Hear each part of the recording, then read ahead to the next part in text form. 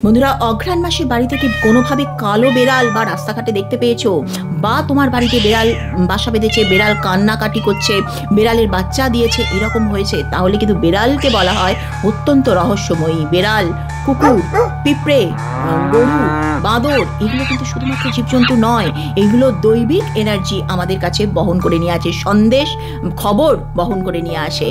আজকের ভিডিওতে বলবো বেড়াল অঘ্রাণ মাসে দেখলে পরে কি হয়। অনেক খারাপ এবং শুভ অশুভ সংকেতের ইঙ্গিত আমরা আগে থেকে পেয়ে যাব। শাস্ত্র মতে বেড়াল হচ্ছে মা ষষ্ঠীর বাহন, আর মা ষষ্ঠী হচ্ছে দেবী কাত্যায়নী আরেক রূপ। সুতরাং বেড়াল বাড়িতে যদি শান্তশিষ্টভাবে মমতাময়ীভাবে যদি বসে থাকে, তার মানে বুঝবে তোমার বাড়িতে যদি কোনো বাচ্চা কাচ্চা থাকে, অর্থাৎ সন্তান সুখ তোমার হবে, বাচ্চা কাচ্চার উপরে মা ষষ্ঠীর কৃপা বজায় রয়েছে।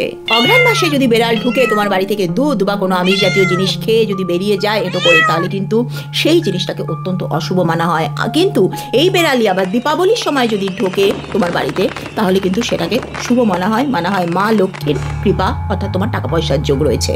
বেড়াল একই দিকে কিন্তু লক্ষ্মী আর অলক্ষ্মী দুটোকেই প্রতীক হিসেবে মানা হয়। অঘ্রাণ মাসে বেড়াল যদি এসে বাড়ির বাইরে বসে থাকে, তাহলে কিন্তু এটাকে শুভ মানা হচ্ছে, কিন্তু বেড়াল ঢুকে চুপচুপ করে খেয়ে বেরিয়ে গেল, সেটা হতে দেবে না, তাহলে কিন্তু বাড়িতে মানা হচ্ছে জলের মতো হাতের থেকে টাকা বেরিয়ে যাবে। অঘ্রাণ মাসে কি কোথাও কালো বেড়াল দেখতে পাচ্ছ? তোমার গা শুনলে শিহরণ দিয়ে উঠবে। যদি দেখো বেড়াল খুব ক্ষুধার্ত, তৃষ্ণার্ত হয়ে রয়েছে, বারবার তোমার ঘরে ঢোকার চেষ্টা করছে, খাওয়ার চেষ্টা করছে, বা তোমার দিকে খুব আশ্চর্যভাবে তাকিয়ে বসে রয়েছে, তাহলে কিন্তু এটা একটা প্রচন্ড প্রগাঢ় অর্থ বহন করে। পিতৃপুরুষরা কোথাও না কোথাও তারা অতৃপ্ত রয়েছে, তাদের তৃষ্ণার্ত রয়েছে। সুতরাং অমাবস্যা বা যে কোনো ভালো দিনে পিতৃপুরুষের সন্তুষ্ট তাদেরকে জল দান করার ব্যবস্থা করো। এমনি বেড়াল ছেড়ে দাও, কিন্তু কালো বেড়াল কিন্তু শনি আর রাহুর প্রতীক। বারবার কালো বেড়াল যদি অঘ্রাণ মাসে আসে, তাহলে বুঝবে শনিদেবের ভয়ঙ্কর দৃষ্টি তোমার উপর রয়েছে, বা কারণ নেগেটিভ ইভিল আই, নজর দোষ, অশুভ শক্তি তোমার বাড়ির ওপর রয়েছে। কিন্তু আবার একই সাথে তন্ত্রিকরা বলছে, তন্ত্র সাধনায় কালো বেড়ালকে অত্যন্ত জাগ্রত মানা হয়।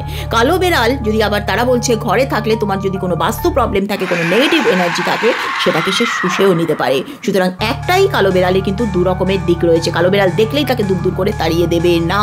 অঘ্রাণ মাসে বেড়ালের এই অশুভ দৃষ্টি থেকে মুক্তি পাওয়ার জন্য 3টে রেমেডি বলছি। হনুমান চালিসা পাঠ করো, যদি সেটা করতে না পারো তাহলে দুর্গা সপ্তশতী পাঠ করো, এবং 3 কোনো কুমারী মেয়েকে তুমি দুধ বা কোনো কিছু ভোজন করাও। তবে তোমার কোন রাশি তার উপর কিন্তু ডিপেন্ড করছে, তুমি হনুমান চালিসা পড়বে না কোনো কুমারী মেয়েকে খাওয়াবে। তাই প্লিজ নিজের রাশিটা কমেন্ট করো। জয় শ্রী হরি।